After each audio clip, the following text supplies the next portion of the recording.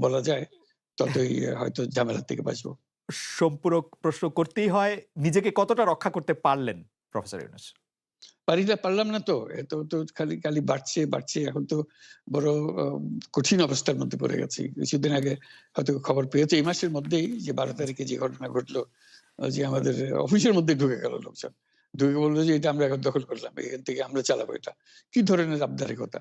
আমরা পুলিশের কাছে গেলাম। পুলিশ বলল যে, আমরা এই ব্যাপারে কিছু করতে পারব না।"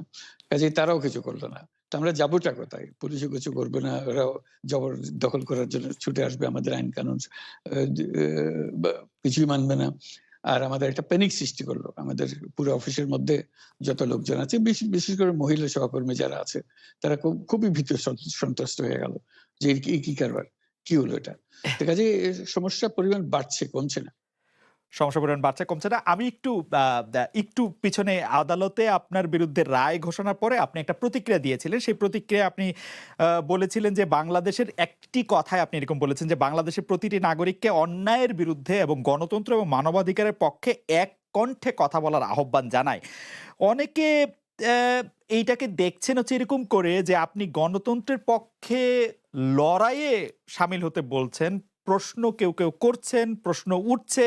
আপনি কি এইসব মামলা মোকদ্দমা থেকে মুক্তি পেতে এই সরকারেরই পরিবর্তন চাইছেন? মহিউদ্দিন খালেদ, তুমি কি গণতন্ত্রের বিরুদ্ধে নাকি? হঠাৎ এটা নিয়ে এত না, চিন্তিত না, হয়ে আমি গেলে? আমি আমি গণতন্ত্রের গণতন্ত্রের কথা বিপক্ষে না। বললাম দেখে আমি আমার জন্য আমি তা না ইন্টারপ্রিটেশন হলে টা তো বললাম। তুমি তো বললে যে আমিও তো তুমি বলবে হ্যাঁ, যে আমিও তো আছি। কাজে আমাকে রাইট। পৃথকভাবে বলতে হচ্ছে কেন? আমরা সেটাই বলতেছি। কাজে আমরা কেউ গণতন্ত্রের বিপক্ষে না। সবাইকে স্মরণ করিয়ে দেওয়া যে আমরা সবাই গণতন্ত্রের পক্ষে, মানবাধিকারের পক্ষে, আমরা ন্যায় নীতির পক্ষে, রুল অফ ল এর পক্ষে। এগুলো না থাকলে জাতি হিসেবে আমরা টিকে থাকবো না তো। কাজেই যখনই মনে হচ্ছে যে এগুলো এখন আ ফরেন ওয়ার্ডস হয়ে গেছে, হুম। তাতে মনে হবে যে আমাদের সমাজ হিসেবে আমাদের আ দায়িত্ববোধ অনেক বেড়ে গেল। এগুলোকে প্রতিষ্ঠিত করা, সোচ্চার করা, মুখ ফুটে বলা। এটা সবাইকে বলতে হবে, মুখ ফুটে বলতে হবে। আমার বিরুদ্ধে অভিযোগ হলে আমি বলছি না বলে। আপনি বলছেন না কেন? একবার বলে এখন তোমার প্রশ্নের সম্মুখীন হয়ে গেলাম। অনেকে বলছেন, "না, আপনি তো শতবার শতমুখে আ দ্যা গণতন্ত্রের কথাই বলবেন। আপনাদের সবারই বলা উচিত।" কিন্তু প্রশ্নটা এমনভাবে তোলা হচ্ছে যে, আপনি আসলে আপনার রায় ঘোষণার পর আপনি বলছেন গণতন্ত্রের কথা, আ আ মানবাধিকারের কথা। অনেকে বলছেন যে, এই কথা কি আসলে যেহেতু ব্যাপারটা আপনার উপরে আসলো, তখনই আপনি আসলে বললেন কিনা? নাকি আপনি আসলে বলতে চানও নাই, আপনি হতে আগেই পারে যেরকম বলছেন হতে হতে পারে মুখ যখন বন্ধ থাকে কোনো কথাই বলা হয় না। এখন যখন মুখ খোলার সুযোগ হয়েছে, সামনে ক্যামেরা নিয়ে দাঁড়িয়ে আছে, মাইক্রোফোন দিয়ে দাঁড়িয়ে আছে, কথা বলছি। কাজে মনের কথাটা বললাম আরকি। যেটা মনে ছিল বলা হচ্ছিল না, সেটা রাইট। বললাম। এটা আমার ধারণা এটা সবারই মনের কথা। আ সেটাকে প্রকাশ করা তারাও চায় যে তারা বলুক। আমি বললে তাদেরও মনে সাহস আসে যে উনি বলছেন যখন আমরাও বলতে পারব। প্রফেসর ইউনূস, আপনি যখন বলছেনই তখন আমি এই কথাটা কি একটু ইলাবোরেশন আপনার কাছ থেকে আশা করতে পারি? যে আপনি যখন বলছেন যে গণতন্ত্র মানবাধিকারের পক্ষে এক কণ্ঠে কথা বলার আহ্বান আপনি জানাচ্ছেন, আপনার কাছে কি মনে হচ্ছে যে গণতন্ত্র মানবাধিকারের পক্ষে এখন বহু পক্ষ, বহু কণ্ঠ এটা আসলে এক কণ্ঠে কেউ বলতে পারছে না বা সাহস পাচ্ছে না বা বলছে না, এরকম আপনার মনে হচ্ছে কিনা? আমার মনে হচ্ছে তাই। কারণ বলতে পারছে না তো। মুখ খুলে সব গণতন্ত্রের কথা বলতে পারছে না। কাজেই সেটা বলা, এক বাক্যে বলা, পরিষ্কার কণ্ঠে বলা, এটা আমাদের সবার দায়িত্ব তো, জাতীয় দায়িত্ব এটা। যে না হলে তো গণতন্ত্র বলে কিছু থাকবে না আমাদের জন্য। আদৌ গণতন্ত্র বলে কিছু থাকবে না। একটা প্রশ্ন করি যে বর্তমান সরকার আরো স্পেসিফিক ভাবে বললে প্রধানমন্ত্রী শেখ হাসিনা স্পষ্টতই আপনাকে অপছন্দ করেন। অনেক কিছুর জন্য আপনাকে দায়ী করেন, পদ্মা সেতু এবং এই সেই। এর কারণ কি বলে আপনি মনে করেন? আপনাকে কি তিনি তার প্রতিদ্বন্দ্বী মনে করেন? নাকি সত্যিই তার কাছে এমন কোনো তথ্য রয়েছে যে আপনার বিশাল কোনো রাজনৈতিক অভিলাষ রয়েছে? আপনি কি রাজনৈতিকভাবে তার প্রতিদ্বন্দ্বী হয়ে উঠছেন বলে তিনি আপনাকে অপছন্দ করছেন? না কি কারণে আপনার কি মনে হয়? আমার মনে হয় উনি মনে করেন যে আমি স দেশের সর্বোচ্চ ডাকু, সন্ত্রাসী কিংবা আমি অপরাধী, আমি আম আ সেরা অপ আম চোর, এই জাতীয় জিনিস মনে করেন। কাজেই সেগুলো ব্যাখ্যা করেন উনি তার মুখে। উনি বলেন যে, "আমি সুদখোর, আমি ঘুষখোর, আমি" সব এমন এমন সব কটু শব্দ ব্যবহার করেন। যাতে মনে হয় যে আমার সম্বন্ধে তার ধারণা খুবই খারাপ। কিন্তু এইটা তো এরকম ছিল না। আমরা দেখেছি যে ৯৬ থেকে ২০০১ সাল পর্যন্ত আ নানাভাবে এই সরকারই বা আওয়ামী লীগ সরকারই আপনার সাথে বা আপনি আওয়ামী লীগ সরকারের সাথে একসাথে কাজ করতে কোনো সমস্যা হয়নি। আপনি এইটা এইটার জায়গাটা কি একটু ব্যাকগ্রাউন্ডটা কি আমাদের একটু বলা যাবে যে আপনার কাছে কি মনে হয় কেন এই শত্রুতার বা কেন এই অপছন্দের বিষয়টা একটু সৃষ্টি হলো বা তৈরি হলো? যেই হোক এটা আমার তরফ থেকে হয় নাই। আমি তাকে আ যথাযথ শ্রদ্ধা করে নিয়ে গেছিলাম। আ আমাদের মাইক্রো ক্রেডিট সামিটে ওয়াশিংটন ডিসিতে আমাদের প্রধান অতিথি করে নিয়ে গেছি। সবাই সম্মান করেছে। কারণ এই মাইক্রো ক্রেডিটটা তখন এ পৃথিবীর সামনে আসছে, বড় আকারে আসছে এবং এটা বাংলাদেশের অবদান হিসেবে সবাই স্বীকৃতি দিচ্ছে। এ বা ব উম ওয়াশিংটনে দুনিয়ার সেরা যারা সবাই উপস্থিত ছিলেন, তার মধ্যে আমরা ওনাকে নিয়ে গেছিলাম এইজন্য যে বাংলাদেশের পক্ষ থেকে এই গৌরবটা যেন তিনি আমাদের পক্ষ হয়ে গ্রহণ করেন। উনিও রাজি হয়েছেন, উনিও গেছেন, করেছেন। কাজেই এটা স্বাভাবিকভাবে এই সম্পর্ক থেকে যাওয়ার কথা ছিল। কিন্তু কি কারণে এটা ঘাটতি হতে আরম্ভ করলো বুঝতে পারলাম না। কিছুদিন পর থেকেই উনার আচরণ এবং তার শব্দ পরিবর্তন হতে আরম্ভ করলো। এমন পরিবর্তন হলো, এখন আমাকে চোট বদমাইশ ছাড়া আর কোন বিষয় উনি মনে করেন বলে মনে হয় না আমার কাছে। আসলে এটা নিয়ে কথা বলাটা একটু বিব্রতকরই। কিন্তু আ কেউ এটা বলে থাকেন যে বিশেষ করে ওই যে ২০০৭ সালে যে 111 এর সরকার আমরা যাকে বলি, আ তাদের যে বিরাজনীতিকরণের একটি চেষ্টা, সেই চেষ্টার মধ্যে আপনার অংশগ্রহণ আছে কিনা? যদিও বারবার বলা হয় যে আপনি আসলে সেই ক্ষমতাটা দখল করতে চেয়েছিলেন। অথচ আমরা আ উল্টা শুনেছি, আপনার মুখেও শুনেছি, যারা ওই সময় কুশলীন ছিলেন তাদের মুখেও শুনেছি যে আপনাকে আসলে অফার করা হলো, আপনি সেটি ফিরিয়ে দিয়েছিলেন। কিন্তু কেউ আবার বলে থাকেন আপনি একটা লম্বা সময়ের জন্য চেয়েছিলেন। এইটি কি একটা কোনো কারণ হতে পারে? এই ব্যাপারটি কি আমাদের দর্শকদের জন্য মানে বা ইয়েদের জন্য একটু আপনি পরিষ্কার করবেন যে আপনি আসলে আ রাষ্ট্রের সর্বোচ্চ ক্ষমতায় বা রাজনীতির জায়গায়, দেশ পরিচালনায় সেগুলিতে আপনি আসলে আসতে চেয়েছিলেন কিনা, চান কিনা? বা ওই জায়গা থেকে আ যদি চাইতাম, খালেদ যদি চাইতাম তখন যখন মিলিটারি আমার বাসায় এসে বসে রইল সারারাত আমাকে রাজি হুম। করানোর জন্য। আমি তো লুফে নিতাম। রাজি করানোর জন্য বসে থাকতে হবে কেন? আমি যদি ক্ষমতাই চাইতাম বলে যে, চলেন কি করতে কি কোন জামাটা পড়তে হবে দেখিয়ে দেন এখনই যাচ্ছি।" আমি তো সেটা করিনি। তাদের সঙ্গে তর্ক করেছি, সারারাত ধরে তর্ক করেছে। যে, "না ভাই আমাকে দিয়েন না। আমি এই কাজের উপযুক্ত না। আপনারা অন্য লক্ষ্য যান।" তারা আমার উপরে মন ঠিক করে ফেলেছে আমাকেই নিতে হবে। আমি বারে বলতেছি তাদেরকে।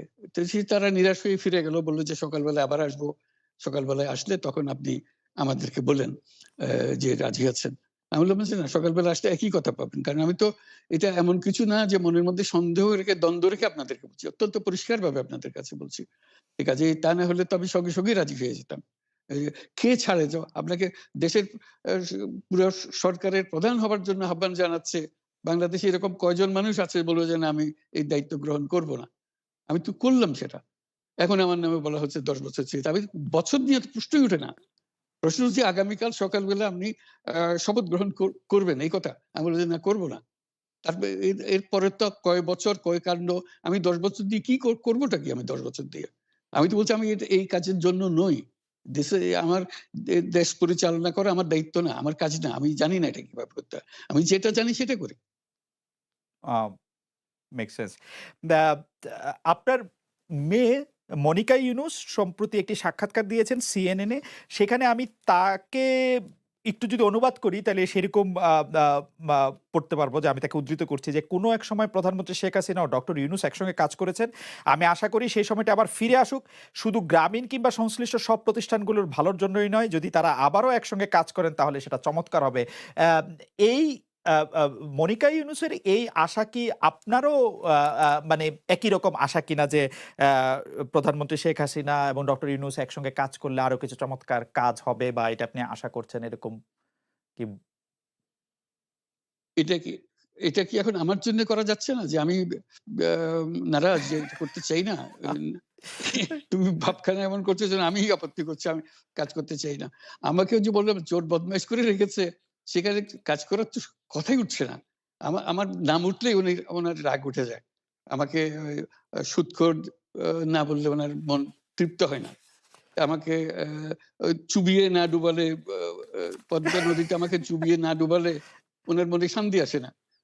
তো কাজেই এখন আমি কি করে বলবো? ওনাকে বলতে তো হবে ওনাকে যদি কিছু বলতে হয়। আ পদ্মা নদীর কথাটা যখন উঠলই, পদ্মা ব্রিজ সম্পর্কে যে কথাটা সরকারের উচ্চ মহল থেকে এটা বলা হয় যে, আপনি আপনার ক্ষমতা ব্যবহার করে বা আপনার পরিচিতি ব্যবহার করে বা আপনার যে একটা সাংঘাতিক রকমের গ্রহণযোগ্যতা সারা দুনিয়াতে আছে, যেটি আসলে ওয়ার্ল্ড ব্যাংক সহ অন্য জায়গায় আছে, সেটি দিয়ে আসলে আপনি পদ্মা সেতুটা আ বাংলাদেশ যাতে ঋণ না পায়, সেটির জন্য আপনি চেষ্টা করেছেন। আম দা এই ব্যাপারটা নিয়ে কি আপনি একটু কিছু বলবেন যে, এটা আপনার বিরুদ্ধে একটা অভিযোগ? কি বলবো এটা বলো? এটা হাস্যকর একটা কথা মুখ থেকে বলে ফেললো চোর ডাকাতের মতো, এটাও আরেকটা বলে ফেললো। এটাই সত্য হয়ে গেল। আমরা যে বারে বিবৃতি দিলাম তখন এটা হুম, প্রশ্নই ওঠে না। আমরা বাংলাদেশের নাগরিক হিসেবে আমরা গৌরবান্বিত যে এই পদ্মা সেতুর উপরে আমরা একটা সেতু বানাতে হুম, পারবো। এটার জন্য আমরা সবাই চাই। কাজে এটা তো বিরোধিতা করার তো প্রশ্নই ওঠে না। কেন বিরোধিতা করব? দেশে যে একটা বড় রকমের ঘটনা ঘটতে যাচ্ছে সেটা তো আমরা সবাই সমর্থন করেছি। তিনি বলেই চললেন। এখন একজনে বলতে থাকলে তো আমার করার কিছু তো নাই।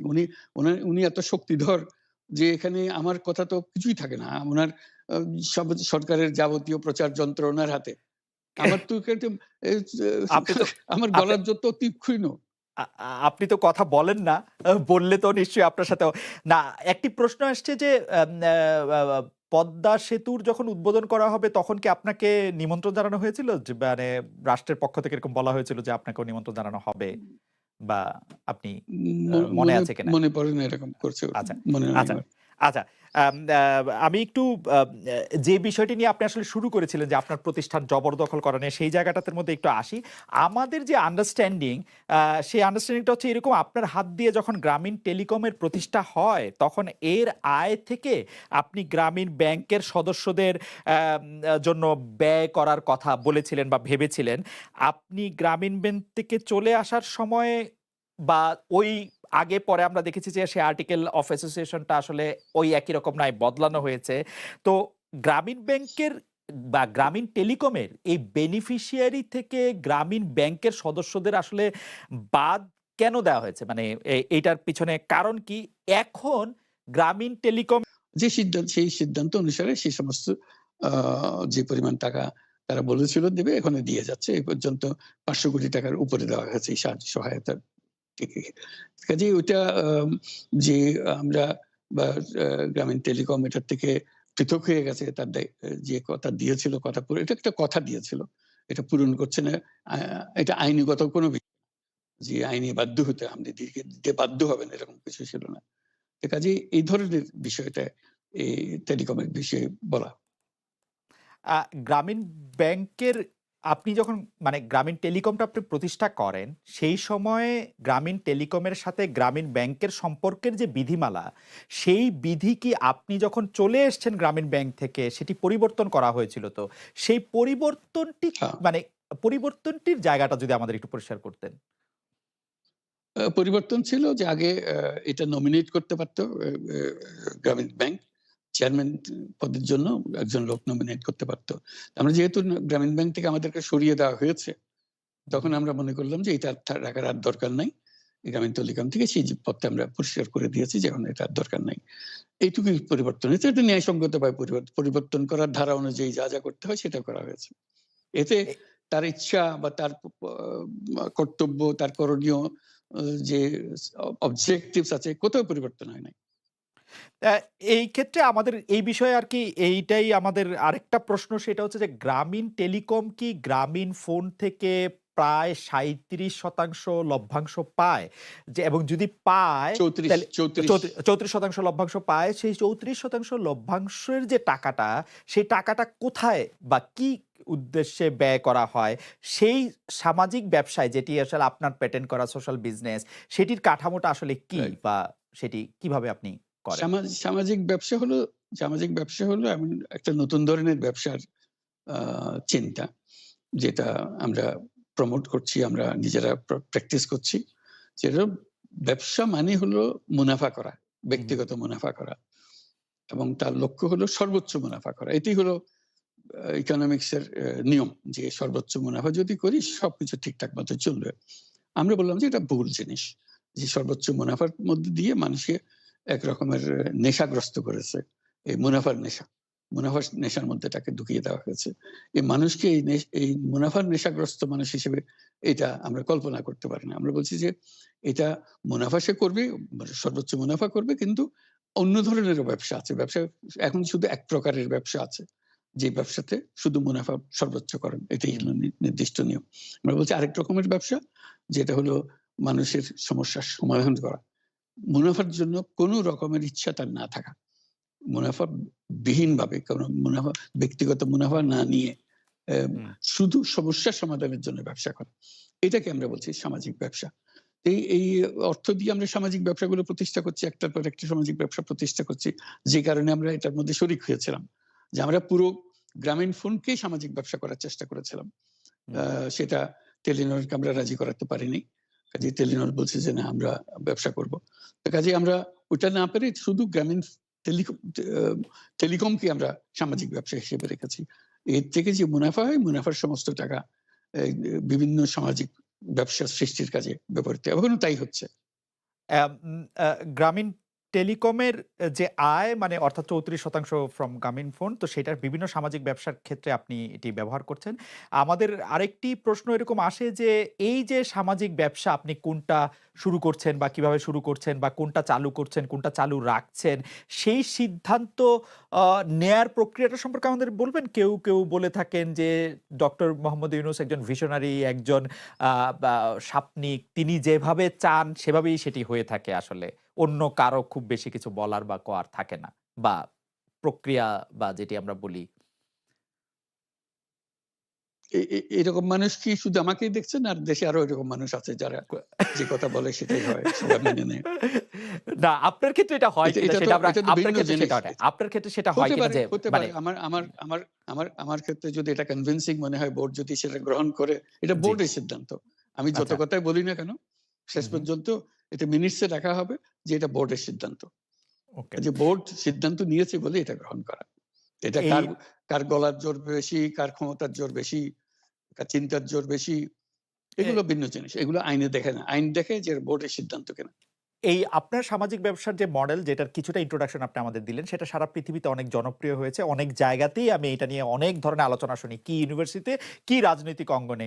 আপনি যে সামাজিক ব্যবসাগুলির সাথে ওতপ্রোতভাবে নিজেকে এখনো জড়িয়ে রাখছেন, আমাদের দর্শকরাও অনেকে জানেন যে ডক্টর মোহাম্মদ ইউনূস আসলে এখন আ মানে বয়সটা বলা কিরকম, তারপরেও বলি যে তিনি আসলে ৮০ পেরিয়ে আসছেন। এখনো তিনি আ অনেক তরুণ, অনেক উদ্যমী এবং যে ব্যবসাগুলি তিনি করছেন আমাদের জানার আগ্রহ হচ্ছে সেই ব্যবসাগুলি কেমন করছে? মানে আপনি যেভাবে চিন্তা করছিলেন আ মুনাফার দিকে বা আম আ উদ্যোগ হিসাবে আ সবার কল্যাণের দিকে সেইটা আপনি কতটা নিজেকে স্যাটিসফাইড মনে করেন এই ব্যবসাগুলি কিরকম করছে? আমি খুব উৎসাহিত বোধ করি যে এটা সারা দুনিয়া থেকে যে প্রবল সাড়া পাচ্ছি এটার জন্য। বিভিন্ন দিকে এটা আসছে। আজকে বাংলাদেশ হলো এটার কেন্দ্রভূমি। সবাই তাকিয়ে থাকে আমরা কি বলছি, কিভাবে করছি, আমাদের কথা, আমাদের কাজ অনুসরণ করে। এটাকে পৃথিবীর সমস্ত দেশ এটাকে অত্যন্ত সম্মানের চোখে দেখে। এ এই যে বলা হয় যে উনি অনেক সম্মানী, উনার হয়তো বড় রকমের একটা আ গ্রুপ আছে যাতে প্রমোট করার জন্য উনার আ পরিচিতি বাড়ানোর জন্য। এটা আমার পরিচিতি বাড়ানোর জন্য কোনো আ সর আ কোনো প্রতিষ্ঠান নিয়োজিত নাই। হুম, কনসালটেন্সি ফার্ম নিয়োজিত নাই। আমার এটা হলো যে কথাটা বলি সেটা মনে লাগে, মনে দাগ কাটে। যেমন একটা হুম, উদাহরণ দেই। মাঝখানে একটা কথা শুরু করলাম, এটা খুব ইন্টারেস্টিং। যে বললাম যে এই যে আমাদের স্পোর্টস, হুম, খেলাধুলা, হুম, এটার একটা প্রচন্ড রকমের সামাজিক শক্তি আছে যেটা আমরা অবহেলা করি। এবং কথাটা এসছে বাংলাদেশকে কেন্দ্র করে। আমি বলি যে বাংলাদেশে যখন আমাদের ফুটবল আ আ কাপ হ আ ওয়ার্ল্ড কাপ হয়, বাংলাদেশের গ্রামে, গঞ্জে, শহরে, বাড়িতে নানা দেশের পতাকা ওড়ে। আমার কাছে মজা লাগে। এত দেশের পতাকা ওড়ে। গ্রামে যারা চেনে না, জানে না এরকম দেশের পতাকা ওড়ে। শুধু তাই নয়, তার একটা নিজস্ব ফেভারিট ক্লাব আছে। যে টিমও ক্লাবের জন্য থাকে। সে জান দিয়ে দিতে চায়। জি। এক্কেবারে উদ্বিগ্ন থাকে কি হচ্ছে না হচ্ছে। জিতলে কিরকম জয়কার হয়ে যায়। আর হারলে কিরকম কান্নাকাটির রোল পড়ে যায়। হুম, আমরা যে এটা কেন হয়? যে লোককে চেনে না, সে কোথায় ব্রাজিল, কোথায় আর্জেন্টিনা, নাম শুনে নাই কোনদিন। কিন্তু তার জন্য হুম। জান পরাণ। আমরা যেটা হলো তার একটা মস্ত বড় শক্তি, এই যে আকর্ষণ করতে পারে, মানুষকে আকর্ষণ করতে পারে। কিন্তু এই শক্তিটা আমরা বাণিজ্যিক ব্যবহার করি, মুনাফার কাজে ব্যবহার করি, entertainment এর ব্যবহার করি, কিন্তু সামাজিক কাজে ব্যবহার করি না। এই কথা বলতে আরম্ভ করলাম, অনেকে শুনতে আরম্ভ করল। তো আমাকে ১ম রিও অলিম্পিকে দাওয়াত করা হলো এই বিষয়ে। হুম, অলিম্পিক কমিটিকে বলার জন্য। যে যেহেতু লেখালেখি হচ্ছে পত্র-পত্রিকায় হুম, বিষয়টা আসছে। তো আমি গেলাম, বললাম। অনেকে পছন্দ করল বিষয়টা, যে তারা কোনদিন চিন্তা করে নাই যে স্পোর্টস দিয়ে একটা সামাজিক শক্তি দাঁড় করাতে পারে, সামাজিক ব্যবসা সৃষ্টি হতে পারে। হুম, তখন হুম, ফ্রান্স থেকে আমাকে আলাদা করে দাওয়াত করলো। সেদিকে এখানে রিওতেই, ওখানে এন হিদালগো, প্যারিসের মেয়র। হুম, আরো বিশদভাবে জানার জন্য। এরা দীর্ঘ আলাপ হলো তার হুম, স্পোর্টসম্যানদের নিয়ে। পরবর্তীতে আবার সেটা আমাকে প্যারিসে আমন্ত্রণ করলো আরো বৃহত্তর জনসাধারণের জন্য, আ স্পোর্টস লিডারদের সঙ্গে আলোচনা করার জন্য। তখন তারা সিদ্ধান্ত প্রশ্ন করলো, অলিম্পিককে সামাজিক ব্যবসা করা যায় কিনা? আমি বলছি অবশ্যই করা যায়। আমি ব্যাখ্যা দিলাম কিভাবে করা যায়। তারা হুম, খুবই কনভিন্সড হলো। তখন তারা ঠিক করলো, এটা হলো ২০১৮ সাল। হুম, ২০১৮ সালে ঠিক করলো যে তারা প্যারিস অলিম্পিক যেটা হবে 2024 এ, এই বছর হ্যাঁ, 2024 এ হবে, তখন অনেক হুম, হুম, পরের কথা। যে এটাকে সামাজিক ব্যবসা অলিম্পিক করবে। আমাকে শুদ্ধ তারা নিয়ে গেল। আমি তাদের দলের একজন হলাম। প্রেসিডেন্ট ম্যাক্রো একজন, আমি একজন, আর এন হিদালগো। আমরা ৩ হুম, জনের কমিটি। আমরা গেলাম লুজানে। ইন্টারন্যাশনাল অলিম্পিক কমিটিকে বোঝানো, প্যারিসে যদি তোমরা সিলেক্ট করো প্যারিসকে, তাহলে প্যারিস এইভাবে সোশ্যাল বিজনেস অলিম্পিক করবে। আইওসি রাজি হলো। এখন এই ২০২৪ সাল এসে গেছে, এখন প্যারিসে অলিম্পিক হবে এবং সেটা সামাজিক ব্যবসা অলিম্পিক হবে। এই যে একটা সাধারণ কথা, হুম, হুম, এটা এতজনের মাথায় ধরানো, এতজনকে কনভিন্স করা, এতজনকে এক্সাইটেড করা, এবং সেটা হচ্ছে, এবং আগামী যে যখন অলিম্পিক হবে হুম, আপনারা সবাই দেখতে পারবেন সামাজিক ব্যবসা অলিম্পিক বলতে কি বোঝায়। এটা দেখে এখন তাড়া পড়ে গেছে। আমাদেরকে হুম, এখন বারবার ডাকাডাকি হচ্ছে মিলান থেকে। মিলানে আসছে ২০০০ আ আঠা আর ২৬ সালের winter Olympic, Milan Cortina winter Olympic. বলে যে প্যারিসেরটা তো তুমি করে দিয়েছ, আমাদেরটা আরো ভালো করে দিতে হবে তোমাকে। সামাজিক ব্যবসা আরো কি ভাবে সম্পাদিত হয়। এই যে একটার পর একটা অলিম্পিক হুম, হুম, আসছে, পিয়ংচাং অলিম্পিক হয়ে গেল, সেটা আমাকে ধরতে পারেনি তারা। পিয়ংচাং অলিম্পিক কোরিয়াতে হয়ে যাওয়ার পরে, ২০১৮ সালে হয়ে যাওয়ার পরে হুম, আমাকে নিয়ে গেল পিয়ংচাং এ, যে এইটাকে এখন, যেহেতু এটা হয়ে গেছে, হয়ে যাওয়ার পরে এটাকে সামাজিক ব্যবসায় কিভাবে বুঝতে পারছি। রূপান্তরিত করা যায় আমাদেরকে পরামর্শ। এই যে একটার পর একটা মানুষ গ্রহণ করছে, এটা তো আমি তাদেরকে বিজ্ঞাপন দিয়ে গ্রহণ করাচ্ছি না। আমি একটা অ্যা কথা বলছি, তাদের পছন্দ হচ্ছে। পছন্দ হলে আমাকে নিয়ে যাচ্ছে। আমার এখন পৃথিবীর কত জায়গায় এই যে শুধু স্পোর্টস রিলেটেড, আপনি মাঝে দেখবেন পত্রিকাতে ছবি ছাপা হচ্ছে, হুম, হুম, ডক্টর ইউনূস ও ফুটবল ফুটবল বিশ্ব ফুটবল থেকে একটা পুরস্কার দিচ্ছে। রাইট। আমার সঙ্গে ফুটবলের কি সম্পর্ক আছে বলেন? আমাকে না, কেন দিচ্ছে? এই যে একটা কথা তাদের সামাজিক ব্যবসা। মাথায় ঢুকিয়ে দিয়েছি, সামাজিক ব্যবসা। এটা খুবই ইন্টারেস্টিং। আমি আ আ আপনার আরেকটা বিষয় আপনার একটু দৃষ্টি আকর্ষণ করছি যে কর দেওয়া, আপনার কর দেওয়া বিষয়ে অনেকে এইটি বলতে চেষ্টা করেন যে আপনি কর না দিয়ে সে টাকা অনুদান দিয়েছিলেন এবং সেইজন্য আপনি ভেবেছিলেন যে সেই টাকার উপর আসলে কর আ আ দিতে হবে না। কিন্তু আপনি অনুদান দিয়েছিলেন একটি ট্রাস্টকে, যেইটা ট্রাস্টি আবার আপনি সেই কারণে আপনাকে সর্বোচ্চ আদালতের নির্দেশে কর দিতে হয়েছে। এইটাকে কি আপনি আপনার একটা মিস্টেক বলবেন?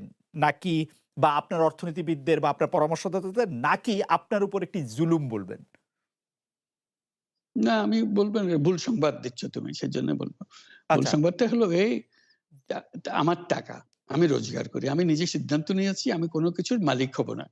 উহু, কাজেই আমি টাকাটা, আমি যেহেতু উপার্জন করেছি, সেটা আমি একটা ট্রাস্ট দিয়ে দিতে চাচ্ছি।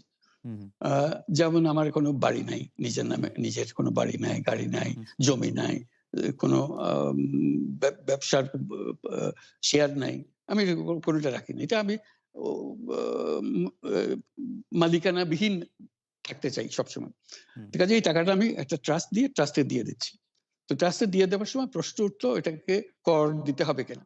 হুম, তখন আমাদের লয়ার বলল যে, "না, এটা যেহেতু আপনি দান করছেন, এটা তার কর দেবার বিষয় না। আপনি তো দানই করে দিচ্ছেন।" তা হুম, আমি বললাম যে, "সেটা আইনে যেভাবে বলে সেভাবে করি। টাকা তো আমি এমনি হুম, দিয়েই দিচ্ছি। হুম, কাজেই এটা সরকারকে দিলে আমার কোনো অসুবিধা তো নেই। আমি তো হুম, ধরে রাখতে চাচ্ছি না টাকাটা।" তখন বলছে, "আপনার দেওয়ার কোনো কারণ নাই।" তখন আমরা এটা পূরণ করে দিয়ে দিলাম। সরকার দিয়ে দিল। তখন সরকার পক্ষ থেকে, এনবিআর থেকে বলা হলো যে, "না, এটা করযোগ্য টাকা। আপনাকে কর দিতে হবে।" আমাদের লয়ার বলছে দিতে হবে না, উনারা বলছে কর দিতে হবে। তখন আমি বললাম যে, "ঠিক আছে, আদালতের কাছে যাও, আদালত যেটা বলে সেটাই হবে।" আমার মূল জিনিসটা হলো, আদালতে গেছি আমি। সরকার কেউ বলে নাই হুম, আমাকে আদালতে যাওয়ার জন্য। আমি আদালতে গেছি তার একটা নিষ্পত্তি করার জন্য। এটা কি কর দিতে হবে না দিতে হবে না। তখন হুম, আদালত বিচার করে বলল কর দিতে হবে। যেদিন আদালতে বলল কর দিতে হবে সেদিনই আমি আদালতে দিয়ে দিছি। কেউ ওকে। আমাকে কর না দেওয়ার অভিযোগ করে নাই, কেউ আমাকে চিঠি লেখে নাই, কিচ্ছু না। ভাবখানাই হচ্ছে এরকম যে আমি ধরা পড়ে গেছি, কর দিই নাই। কাজেই তার নোটিশ এসছে। তারপরে আমি ওরকম তো না। আমি নিজে স্বতঃপ্রবৃত্ত হয়ে যেহেতু আমাদের উকিল বলছে যে এটা লাগবে না। আর হুম, সরকার বলছে লাগবে। তা আমি বললাম যে তাহলে নিষ্পত্তি করার জন্য আদালতের কাছে পরামর্শ চাও। আদালতের কাছে পরামর্শ চেয়েছে, আদালত দিয়েছে, পরামর্শ দিয়েছে আপনাকে দিতে হবে। যেই মাত্র বলেছে দিতে হবে সঙ্গে, সঙ্গে চেক কেটে দিয়ে দিয়েছে। ২৪ ঘন্টার মধ্যে দিয়ে দিয়েছে। এই হুম, এটার টাকার উপর তো আমার লোভ নাই। এই টাকা হুম। ধরে রাখার জন্য তো আমি দিইনি। আমি দান করে দিচ্ছি। ট্যাক্স দিতে হবে কি দিতে হবে না এটাই ছিল বিবেচ্য বিষয়। এবং সেটাই আমি প্রার্থনা করেছি। কেউ সরকার পক্ষ থেকে আমাকে একটা চিঠি লেখে নাই। মানে আদালতের অনেকগুলি পর্যায়ে আপনার আইনজীবীরা এই টেক্সটটা যে আপনার উপরে অ্যাপ্লিকেবল না সেটা বলতে চেষ্টা করেছেন। সেজন্য মনে হয় যে আপনি না এটা কোন নিয়ে আসলে পর্যায়ে না। একটাই পর্যায়ে। একটাই পর্যায়ে। শুধু একটারই হয়েছে, একবারই হয়েছে। উম আর আ বাকিটা হলো এনবিআর আমাকে চিঠি দিচ্ছে যে আপনার কর দিতে হবে। আ ওকে, আমাদের কোয়াসি প্রশ্ন জুডিশিয়াল। হলো কর দিতে হবে কিনা সেটা আমরা আচ্ছা, করের জন্য আদালতে গিয়ে আচ্ছা। ঠিক আছে। আমি আ এটা কর ফাঁকির বিষয় না। হুম, বাক্কানে এটা কর ফাঁকি দিচ্ছেন উনি। উনি ফাঁকি দিচ্ছেন না। উনি চেষ্টা করছেন জানতে চাচ্ছে আইনটা কি? এটুকু জানতে চাচ্ছি শুধু। আচ্ছা, আইন আদালত প্রসঙ্গে আমি তো আরেক আমি তো আমার রিটার্ন এ তো পরিষ্কার বলেছি আমি যে টাকা দেই নাই এইভাবে দিলাম আপনাদেরকে জমা দিলাম। ওরা বলছে যে না এখানে কর দিতে হবে। তারপর প্রশ্ন উঠল। এটাই হলো বিষয়টা। মানে আপনি জানানোর পরে প্রশ্নটা উঠেছে যে আসলে আপনাকে কর দিতে হবে। মানে আপনি যখন জানিয়েছেন দিতে হবে স্বতঃপ্রণোদিত এবং আমি হয়ে দিয়ে তারপরে দিয়েছি। আমি এবং আমি হ্যাঁ, আমি জানতে চেয়েছি এবং সেটা আমাকে জানিয়েছে আমি তো কর দিয়ে দিয়েছি। এটা আ কর ফাঁকির কোনো বিষয়ই না। যেভাবে বলা হচ্ছে উনি কর ফাঁকি দিচ্ছেন, ধরা পড়ে গেছেন। ধরা কিসের জন্য পড়বেন? উনি তো টাকা নিজের কাছে রাখতে চাচ্ছেন না। আ আ ওই নিজের বিষয়টা টাকা দিয়ে দিচ্ছেন। ওই বিষয়টা আসলে কি বলে যে আপনি যে ট্রাস্ট করতেছেন সেই ট্রাস্টের ট্রাস্টিও আপনি সেজন্য এটাকে কর দিতে হবে বা ওইটা একটু যদি আপনি পরিষ্কার ট্রাস্ট করতেন। করলে আপনি ট্রাস্টি হবেন না? আপনি কি ট্রাস্ট করেছেন কোনদিন? না মানে যে ট্রাস্ট করে সে তো ট্রাস্টি হয়। রাইট, সেজন্যই তো ট্রাস্ট করে সে। রাইট। তো ট্রাস্টটা করে কি জন্য? তো মানে এইটা কি এরকম একটা বলা মানে কেউ যে বলতে চেষ্টা করে যে আ আপনার টাকাই একটু আপনি অন্যভাবে আপনার কাছে রাখলেন বা এইটা মানে তাদের আমার টাকা আমি রাখলাম না দিয়ে দিলাম। আমার কাছে তো ছিল টাকাটা। রাইট। আমি দিয়ে দিলাম যাতে আমি এটা নিজের কাজে ব্যবহার করতে না পারি। ওখানে বলা আছে কি, কি কাজে ব্যবহার করা হবে। আমি স্বতঃপ্রবৃত্ত হয়ে আমার টাকা একটা ট্রাস্ট করে দিয়ে দিলাম যেটা এইভাবে হবে। যাতে করে হুম, আরো হুম, একটা বিষয় আছে। হুম। আমার উত্তরসূরিরা আমার যারা বংশধর হবে তারা এই টাকা হাত দিতে পারবে না। আচ্ছা। মানে কারণ এটা এই আমার টাকা না। এটা ট্রাস্টের টাকা। এটা আপনার ওয়াসিয়ত। আচ্ছা, আম আমি আ আরেকটা প্রসঙ্গে আসি যে শান্তিতে নোবেল পুরস্কার বিজয়ী ডক্টর মোহাম্মদ ইউনূসের মানে আমি শিরোনামটার অনুবাদ পড়ছি। ধারাবাহিক বিচার বিভাগে হয়রানি এবং কারাদণ্ড নিয়ে উদ্বেগ প্রকাশ করেছেন ১২৫ নোবেল বিজয়ী সহ ২৪২ বিশ্ব ব্যক্তিত্ব। তো তারা ওই যে খোলা চিঠি যেটি প্রধানমন্ত্রী শেখ হাসিনার কাছে লেখা হয়েছে সেইখানে এক পর্যায়ে তিনি বলেছেন যেটাতে আমি আসলে অনুবাদটা পড়ছি। মূল চিঠিও আমার কাছে আছে। এক পর্যায়ে তারা এটা বলছেন, ফৌজদারি মামলার রায়ে অলাভজনক সংস্থা গ্রামীণ টেলিকমের ৮৩ বছর বয়সী নির্বাহী ক্ষমতাহীন ও অবৈতনিক চেয়ারম্যান অধ্যাপক ইউনূস সহ প্রতিষ্ঠানটির ৪ বোর্ড সদস্যের কারাদণ্ড দেওয়া হয়েছে। এটা স্পষ্ট যে প্রাসঙ্গিক আইনে গ্রামীণ টেলিকমকে কেবল অল্প জরিমানা করা যেত। এটি আপনাকে কেন জানতে চাইছি যে, যে বিষয়টি নিয়ে মামলা উদ্ভব হয়েছে, আপনার কাছে আপনি কি আপনার বন্ধুদের সাথে একমত যে আসলে মানে দণ্ডের হেরফের করা যেত কিন্তু বিষয়টা আপনার ভুল বা আম আ মানে অল্প জরিমানা করা যেত দিয়ে আসলে তারা কি বুঝাতে চাইছেন বা তারা কি বলতে চাইছেন আপনি তার সাথে আসলে একমত কিনা যে দণ্ডটা বেশি হয়ে গেছে? এটা বিচার বিভাগ ঠিক করবে, আইনজ্ঞরা ঠিক করবে এবং ওরা কার সঙ্গে পরামর্শ করে আমার যারা শুভানুধ্যায়ী যারা দিয়েছেন তারা কার সঙ্গে পরামর্শ করে তাদের ব্যাপার। এটা নিয়ে আমার বক্তব্য কিছু নাই। ওই যে ৪ জনের কথা বলেছেন যে ৪ হুম, জনকে আসামি করেছে। এটা একটা মজার জিনিস। হুম, আমরা তো বোর্ডে ৭ জন। হুম, যদি বোর্ডের বিরুদ্ধেই এটা হয়ে থাকে, এই ৪ জন কেমনে বাছাই হলো? হুম, এটা একটু চিন্তা করে দেখেন। কারণ করতে হলেও সারা বোর্ড এটার জন্য দায়ী হবে। কারণ যারা বোর্ড মেম্বার আছে সবাইকে এর মধ্যে থাকতে হবে। সরকার আ আদালতে গেছেন ওই ৪ জনের বিরুদ্ধে। আর আ বাকি ৩ জন মাফ। কারণটা কি? সেটি একটি প্রশ্ন বটে। কিন্তু আ আমি যখন আম এই renew call for justice for professor Yunus এটি পড়তেছিলাম, তখন আমার কাছে মনে হচ্ছিল যে তারা কেন এই কথা বলতেছেন যে এটাতে আসলে কিছু কম দণ্ড দেয়া যেত। আ আ এত বড় দণ্ড দেওয়া উচিত হয় নাই। তার মানে কি এই প্রশ্নটি আসে যে আসলে যে অপরাধ আপনি যেটাতে বলেছিলেন যে যে দোষ করেনি সেই দোষের শাস্তি পেলাম। সেই ক্ষেত্রে কি তারা মনে করছেন যে আপনি আসলে দোষই করেছেন? যে শুধু দণ্ডটা বেশি হয়ে গেছে? এটা আমি তাদের ব্যাপার। আমি আমারটা বলেছি। আমি আমারটা বলেছি। আমি বলছি আমি তো অপরাধ করি নাই। আচ্ছা, আপনি আপনি এবং আপনি এটাই যদি অপরাধ হয়, এটাই হু, যদি হু। অপরাধ হয়, তো বাংলাদেশে কোনো ব্যবসা তো টিকতে পারবে না আম এই আ অপরাধে। এইটাও এই যদি সব একটু সব বোর্ডে বোর্ডে বোর্ডে আপনি কোন লোক আনতে পারবেন না এখন। কারণ বোর্ডে আপনি সিদ্ধান্ত দিচ্ছেন নীতি সংক্রান্ত। একটা নীতি নির্ধারণ করার জন্য। বোর্ড হলো হুম, নীতি নির্ধারণের জন্য হুম, সিদ্ধান্ত দেয়। এখন কোথায় কি টাকা দিছে না কার পাওনা টাকা হুম। ফেরত দিছে না নেয়া হয়নি ইত্যাদি, ইত্যাদি। এর জন্য যদি বোর্ড সদস্যকে এসে ধরি হয়, তাহলে কেউ তো বোর্ডের সদস্য হতে চাইবে না। বোর্ডের সদস্য হতে তার পাওয়ার কি আছে? এখানে তো ১ পয়সাও পায় না সে। এই বোর্ডের সদস্য হয়ে। আ এখন খামোখা ওই জেল হাজতে যাওয়ার দরকার থেকে তার। এই কথা কি সত্য এটা যে আইনটা কি ধরনের হলো? একথা কি সত্য যে বাংলাদেশে বল এরকম একটা আইন আছে যেই আইনের মধ্যে হচ্ছে মুনাফা করলে তার ৫% আপনার আসলে শ্রমিকদের মধ্যে বন্টন করে দিতে হবে। এটা সবার জন্য সমানভাবে সত্য। যেইটা আসলে আম আ এই কোম্পানিগুলি বা আপনার আ প্রতিষ্ঠিত প্রতিষ্ঠানগুলি মানে নাই বা গ্রামীণ টেলিকম মানে নাই। এটা কি আসলে সত্য? ওইটা একই ব্যাপার আপনি যে বললেন কোম্পানি যারা টাকা রোজগার করে প্রফিট নেয়। আমাদের প্রশ্নটা সরকারের কাছে বা আদালতের কাছে আমাদের প্রশ্নটা ছিল যে কারণে আমরা আদালতে গিয়েছিলাম। প্রশ্নটা আমাদের তো এটা সেকশন 28 কোম্পানি। এখানে কোনো মালিক নাই। এখানে মালিকও মুনাফাও নেয় না। মালিকও নাই, মুনাফাও নাই। যে মালিকের মুনাফা নেয় না। যেখানে মালিকের মুনাফা নাই, সেখানে শ্রমিকের মুনাফা আসবে কেন? কাজে এই বিষয়টা পরিষ্কার। এইটা আইন এখানে প্রযোজ্য হবে না। এই কথা বলে আমরা আদালতের কাছে গিয়েছি তার মতামত চাওয়ার জন্য। কাজে এখানে দোষের তো কিছু নেই। এটা ভিন্ন ধরনের আমরা বলছি এটা ভিন্ন ধরনের প্রতিষ্ঠান। এখানে 5% দেওয়ার ব্যাপার 5% দিতে হলে যে মুনাফা করতে হবে সে তো প্রথমত মালিককে সে মুনাফা পেতে হবে। মালিককে পেলে তারপরে বাকিরা পাওয়ার কথা আছে। কাজে এখানে তো মালিক নাই, মালিক পায় না। কাজে যেখানে মালিক পায় না সেখানে শ্রমিক পাবে কি করে? মানে কোম্পানিটি যে মুনাফা করে তার ৫% শ্রমিকদের দিতে মানে পরিচালক বা পরিচালনায় অসুবিধাটা কোথায়? মানে সেটা কি কোনো একটা প্রবলেম? যে কোম্পানি যদি মুনাফা করে, ধরা আইন যাক কোম্পানি মুনাফা করলো ৳১০০ যেহেতু মালিক নাই, হুম। বোর্ডও নেয় না, কেউ নেয় না কিন্তু তার ৫% শ্রমিকদের দিতে মানে সেটাতে কোথাও সংকট আছে কিনা? মানে কোনো অসুবিধা নেই। কোর্ট যদি বলে যে এটা আইন এটার জন্য প্রযোজ্য আমরা দিয়ে দেব। এটা তো অ্যা কোর্টের ব্যাপার জানিয়ে দেবে যে এই আইন এখানে আমরা বলছি এই আইন এখানে প্রযোজ্য হবে কিনা। এটা এটা ধরেন এনজিওর ক্ষেত্রে প্রযোজ্য হবে কিনা।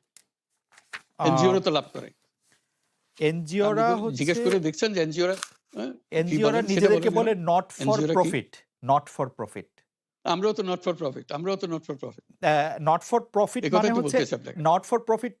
প্রফিটটা মালিকরা বা কেউ নিতে পারবে না। বাট কোম্পানিটা তো প্রফিট তো করবে। মানে মানে মানে তাহলে মানে এনজিও তো প্রফিট করছে। আ এনজিও তো প্রফিট করছে।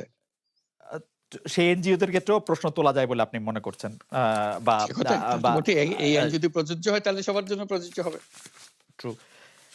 আচ্ছা, আপনার বন্ধু মানে যারা আপনার হয়ে কথা বলেছেন সেই ২৪২ জন বিশ্ব ব্যক্তিত্ব ওই কথাটি বলেছিলেন, যেটি প্রধানমন্ত্রী বলেছিলেন যে আপনারা কিছু এক্সপার্ট পাঠান, সেই এক্সপার্ট এসে দেখুক যে আসলে মামলা মেরিট কি আছে। তারা সাদরে সেটি গ্রহণ করেছিলেন।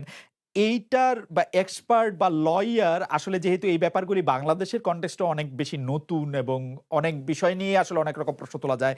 তো সেইজন্য সেই এক্সপার্ট বা লয়ার একটি আন্তর্জাতিক জায়গা থেকে পাঠানোর জন্য যে প্রধানমন্ত্রীর আমন্ত্রণ যে গ্রহণ করলেন বিশ্ব ব্যক্তিত্বরা, তারপরের এটি এখন স্ট্যাটাসটা কি? মানে আপনার বন্ধুরা তো তাদের মধ্যে ওইটা আইনজীবী রয়েছেন, ওইটা এক্সপার্ট রয়েছেন।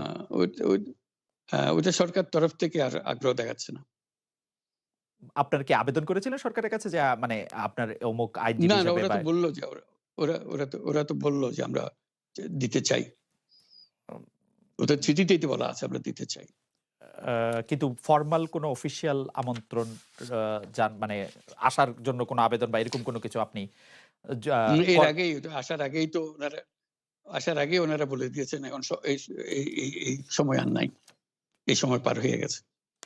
আচ্ছা। ডক্টর মোহাম্মদ ইউনূসের সঙ্গে আমরা কথা বলছিলাম। এর আগে আমরা যে প্রসঙ্গ নিয়ে কথা বলতে চাই, সেই প্রসঙ্গে আসলে একটু দর্শকদের কাছে প্রশ্ন করেছিলাম যে, টাকা পাচার রোধে সরকার ব্যর্থ হচ্ছে বলে মনে করেন কিনা? শতকরা ৯৮ ভাগ দর্শক মনে করেন যে হ্যাঁ, ব্যর্থ হচ্ছেন। না মনে করেন শতকরা ২ ভাগ দর্শক। আমরা ডক্টর ইউনূসকে প্রশ্ন করতে চাই যে, দেশের টাকা বিদেশি পাচার দেশের অর্থনীতির জন্য মারাত্মক ক্ষতিকর বলে অনেকে মনে করছেন। আপনি একজন অর্থনীতিবিদ হিসাবে আপনার কাছে আমাদের একটু প্রশ্ন যে এই ক্ষেত্রে কোন, কোন জায়গায় আপনি সরকারের লুপ হোলস গুলি দেখেন এবং আপনি মনে করেন যে এই ব্যাপারগুলি আ মানে নীতিমালায় পরিবর্তন আনা দরকার বা কোনো আইনের পরিবর্তন আনা দরকার বা আরো ভিজিল্যান্ট হওয়া দরকার কোন বিষয়গুলি নিয়ে আপনার পরামর্শ বা সাজেশন, অবজারভেশন?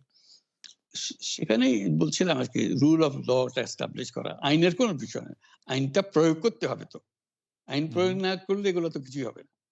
কাজেই এগুলো আইনের প্রয়োগ, যারা আইন প্রয়োগ কর্মকর্তা তারা ঠিকমতো করছেন কিনা, সমস্ত বিষয়টা হলো আইনের প্রয়োগ। আইন হওয়া, আইনের নির্দিষ্টভাবে প্রয়োগ করা। আইনের যেটা কনটেন্ট ছিল, যেটা আইনের পেছনে যে কার্যকারিতা ছিল সেটাকে প্রয়োগ করা। সেটা না করলে তো কিছুই হবে না। আইনের প্রয়োগটাই আপনি আসলে বেশি গুরুত্ব দিচ্ছেন। যে আইন আসে সেই আইনের মধ্যেই এগুলি আসলে রোধ করা যায় বলে আপনি মনে করছেন। যদি আইনের প্রয়োগ হয় বা একবার আইনের প্রয়োগ একবার সিলেক্টিভ একবার না হয়। প্রয়োগ হ্যাঁ, একবার প্রয়োগ করা শুরু হলে তখন বুঝে যাবে কোন জায়গায় আপনার ঘাটতি আছে, সেটা পূরণ করে দেবেন। এখন তো বোঝাই যাচ্ছে না কোন জায়গায় ঘাটতি কোথায় আছে। কারণ এই আইনেরই প্রয়োগ নাই। এই প্রসঙ্গেও যদি আমি আরেকটা প্রশ্ন করি যে অনেকে এরকম আশঙ্কা করছেন যে বাংলাদেশের অর্থনীতি আসলে খুব ভঙ্গুর অবস্থার মধ্যে আছে। এই অর্থনীতি যেহেতু বিপুল পরিমাণে বৈদেশিক ঋণ আছে এর মধ্যে আ উয়া নানা ধরনের ব্যাংকিং খাতে নানা ধরনের অব্যবস্থা আছে। আপনি কি মনে করেন যে বাংলাদেশের অর্থনীতি আসলে খুব ভঙ্গুর বা মারাত্মক কোনো চ্যালেঞ্জের মধ্যে আছে? সরকারও এই চ্যালেঞ্জটার কথা স্বীকার করে কিন্তু তারা করোনা এবং ইউক্রেন যুদ্ধের কথা বলে যে সারা বিশ্ব পড়েছে তাই আমরাও পড়েছি। আপনি এটা কিভাবে দেখেন? মানে আপনি কিভাবে কম্পেয়ার করেন বাংলাদেশ এবং সারা বিশ্বের অর্থনৈতিক অবস্থাটার মধ্যে? সারা বিশ্বের অর্থনীতি যেহেতু বাংলাদেশের অর্থনীতির অবস্থা খারাপ, সেটা সবাই যেমন বলছি, আমাকেও সেভাবেই বলতে হবে। কাজে কিভাবে সমাধান হবে সেটারও বহু সমাধান আ আ বলা হচ্ছে। কাজে এটা সরকার সেটা প্রণিধান করবেন। তাহলে হয়তো অগ্রসর হওয়া যাবে। আম আপনার কাছেও নিশ্চয়ই পরামর্শ চাইতে পারে। একটি অ্যা প্রশ্ন আ এরকম যে আপনি অ্যা যখন সংবাদ সম্মেলন করলেন গ্রামীণ আম আ টে আ আপনার প্রতিষ্ঠান গ্রামীণ টেলিকম, গ্রামীণ কল্যাণ এগুলি জবরদখল করা হচ্ছে। তখন আপনি এটিও বলেছিলেন যে আপনি কিছু লোক দেখতে পাচ্ছেন যাদেরকে পরিচিত মনে হচ্ছে না। আজকে অনুষ্ঠানের শুরুতেও আপনি বলেছিলেন এই কথা যে এবং আপনার প্রতিষ্ঠান জবরদখল হয়ে যাচ্ছে। আমরা এরকম শুনেছি যে কিছু, কিছু লোক আপনাদের ধমকিও দিচ্ছে। পুলিশের কাছে আপনি সাহায্য চাচ্ছেন। পুলিশ আ খুব বেশি আমল করছে না কথাটা। অন্যদিকে পাল্টা একটা সংবাদ সম্মেলন করে বলা হচ্ছে যে তাদের রাইটফুল এটা আমাদের জন্য একটু বলবেন যে এখনকার পরিস্থিতিটা আসলে কি আপনার জন্য? বা আপনার গ্রামীণ টেলিকম বা আপনি যেখানে আছেন সেখান থেকে আপনি আসলে এটা কিরকম দেখছেন? আ আমরা মানে ভয়ের মধ্যে ভৌগোলিক আছি। অবস্থানে। জি। আমরা আমরা ভয়ের মধ্যে আছি যে এখানে আমাদের আ বিল্ডিং এর সামনে একটা দলীয় একটা সভা, যেখানে আমাদের বিরুদ্ধে আ স্লোগান দিচ্ছে। এখানকার ছাত্রদের নিয়ে এসে তাদেরকে আমাদের ঘেরাও করে রাখছে। আমাদের বিল্ডিং ঘেরাও করে রাখছে। কাজেই আমরা খুবই সংকটময় অবস্থার মধ্যে আছি। এটা জানান দেওয়ার, আপনাদের সবাইকে জানান দেওয়া। আমরা খুব সহজ অবস্থার মধ্যে নাই। অ্যা অনেকে এই কথা বলে থাকেন প্রফেসর ইউনূস যে আপনি তো ইচ্ছা করলে এই পৃথিবীর যেকোনো দেশে সেটেল করতে পারতেন। পৃথিবীর যেকোনো দেশের হয়েই আপনার যে আইডিয়া গুলি সেগুলি আপনি ডিসেমিনেট করতে পারতেন। তারপরেও আপনি বাংলাদেশে থাকছেন, বাংলাদেশে থাকাটাকেই আপনি আ মানে আমি যদি বলি আপনার জন্য নির্ধারণ করছেন। সেটি কারণ আপনি চাইলেই সেটি সম্ভব। সেটি কি আপনার জন্য দিন, দিন কঠিন হয়ে যাচ্ছে বা আপনি এটি কেন করছেন? বা মানে আপ অনেকে বলছেন যে আপনি আপনি আসলে কি হ্যাঁ, আপনার কাছে জানতে চাইছি যে আপনি তো আসলে দেশে থাকেন, বিদেশে থাকেন মানে আপনার ভৌগোলিক অবস্থানটা তো আসলে আপনার আইডিয়া গুলির জন্য খুব বড় বাধা না। মানে আপনাকে বাংলাদেশেই কেন থাকতে হবে? এটাই অনেকে প্রশ্ন করেন যে মানে আপনি বাংলাদেশে থাকাটাকেই কেন প্রেফার করেন? তুমি কি বলছো আমি দেশ ছেড়ে চলে যাই? না আমি বলছি আমি এমন জানতে এমন বাংলাদেশের মানুষ তো এরকম ভাবে এম যে দেশ থেকে যে চলে যেতে এমন পারে সে খুব এমন চলে যায়। না, এ এমন কুসন্তান হলাম দেশের জন্য এখন জি। পরামর্শ দিয়ে আপনি দেশ ছেড়ে চলে যান। এই অবস্থা হলো আমার?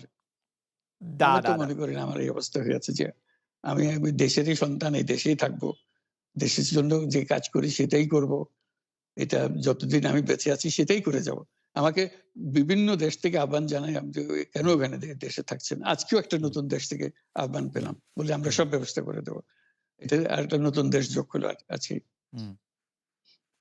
কিন্তু আপনি অ্যা অ্যা অ্যা আপনি বাংলাদেশেই থাকতে চান এবং আমাদের কাছে যেটি মানে আমরা সাংবাদিক হিসেবে আপনাকে প্রশ্ন করতেই হয়। আপনি দেখেছেন যে আপনার প্রতিষ্ঠিত গ্রামীণ ব্যাংকের একটি সংবাদ সম্মেলন হয়েছে। সেই গ্রামীণ ব্যাংকের সংবাদ সম্মেলন থেকে আপনার বিরুদ্ধে যে অভিযোগ করা হয়েছে, সেই অভিযোগ মানি লন্ডারিং এর। সেই অভিযোগের ক্ষেত্রে ওই বলা যে হয়েছে বললাম যে যে আমি তো আমি জি আমি হলো মানে সবচাইতে মানে ডাকু বাংলাদেশে। জি। সবচাইতে বড় ডাকাত এদেশে। কাজেই সেই হিসেবে একটু সবাইকে জানান দেওয়া হচ্ছে। সেই হিসাবে আমি পরিচিত হয়েছি। আমি সবচাইতে বড় ডাকাত। আমি হুম। সবচাইতে সাংঘাতিক আ ব আ মানুষ যে দেশের সর্বনাশ করে যাচ্ছি। সেইভাবেই পরিচিত হয়েছি। পরিচয় দিচ্ছে আমার। আপনি আমাদের একটু বলবেন যে আপনি বাংলাদেশের জন্য বা আপনার আ পরবর্তী লক্ষ্যগুলি কি সারা পৃথিবীর জন্য? আপনি তো শুধু বাংলাদেশ নিয়ে ভাবেন না যে আপনি আসলে কি করতে চান বা কেমন দুনিয়া চান বা কেমন বাংলাদেশ চান সেটা আপনার কি লক্ষ্য এই মুহূর্তে? ওই যে বললাম যে এটাই হলো আমাদের স্বপ্নের বীজতলা। যেগুলো যে আমাদের স্বপ্নগুলো একটা আসে, একটা নতুন আইডিয়া আসে। সেটা একটা হুম, বীজতলা। এটা আমরা ট্রাই করে দেখি, একটা ছোট আকারে করি। এটা সফল হলে আরেকটু বড় আকারে করি। এটা বাংলাদেশেই করি। একবার সফল হলে সারা দুনিয়া এটা লুফে নেয় দেওয়ার হুম, জন্য। সারা দুনিয়ার লোক এখানে আসে, আমাদের লোককে নিয়ে যায়। এভাবে কাজকর্ম করছি। এটা আমরা একটা এই থাকছি বাংলাদেশে, করছি বাংলাদেশে। কিন্তু সারা দুনিয়ার লক্ষ্য আমাদের দিকে। আমরা কি করছি, কি চিন্তা করছি, কিভাবে এগুলো আ পরিচালনা করছি। এবং তার মধ্যে ব্যাখ্যা হিসেবে যেটা আমরা বারবার বলছি, আমরা একটা নতুন পৃথিবী গড়তে চাই। সেই পৃথিবী হচ্ছে ৩ শূন্যের পৃথিবী।